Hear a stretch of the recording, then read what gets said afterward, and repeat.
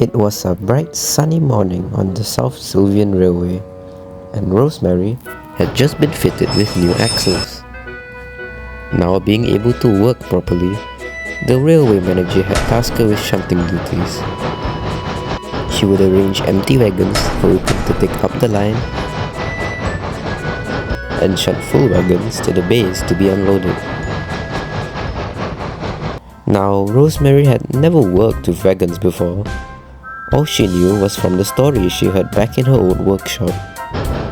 She heard that wagons were despicable things, always causing troubles for engines, whether it be holding them back or pushing them off the rails.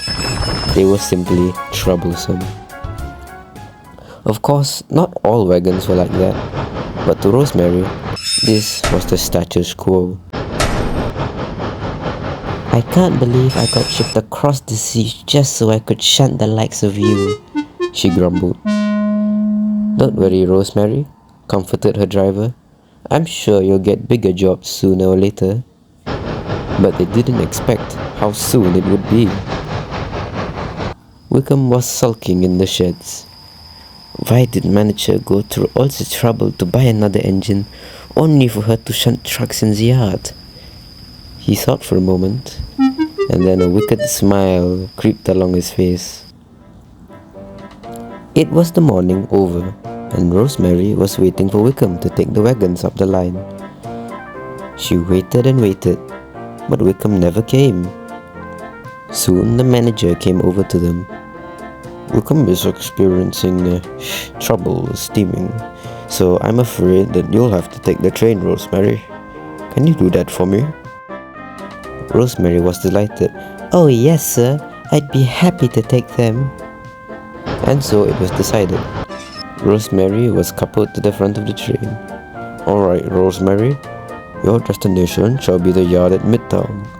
It's the second station you'll see after leaving here. There's a small hill before the station, so be careful and slow down beforehand." Yes, I've got it." She did in fact not. She was so excited that the manager's words simply went in and out of her smoke box. "Well, no use dilly-dallying," said the manager. "Off you go, Rosemary. Remember what I said."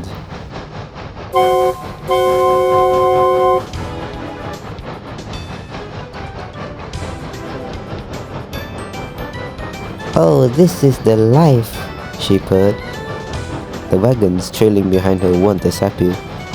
"Slow down, we're going awfully fast," they squeaked. But Rosemary didn't listen. "These worrisome wagons want to make me late," she thought to herself.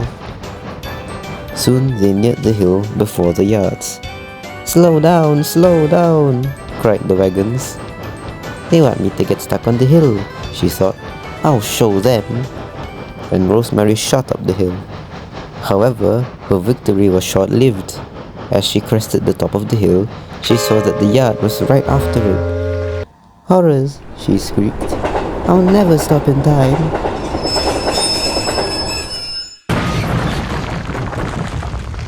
As the dust settled, there stood the yard manager. "I'll make sure your shop controller pays for this," he spat before leaving to clean the mess. Later in the sheds, Rosemary was moping to Wickham about her predicament. "Oh, Wickham, why didn't I just listen to those wagons when I had the chance? I guess I was the troublesome one after all." Wickham, feeling quite guilty now, had to confess. "I am sorry too. I shouldn't have acted sick to get you to pull my train. You did your best, but I should have let you practice more." "Indeed you are," boomed a loud voice. The railway manager had arrived and was quite cross. "Rosemary, I shall have to keep a closer eye on you," He turned his attention to the little red engine. "And you, Wickham, will stay in the sheds until you can trust me again?" Wickham said nervously. "As if you would be that lucky." The manager turned his back and walked away. "Perhaps I should consider reopening that night passenger service."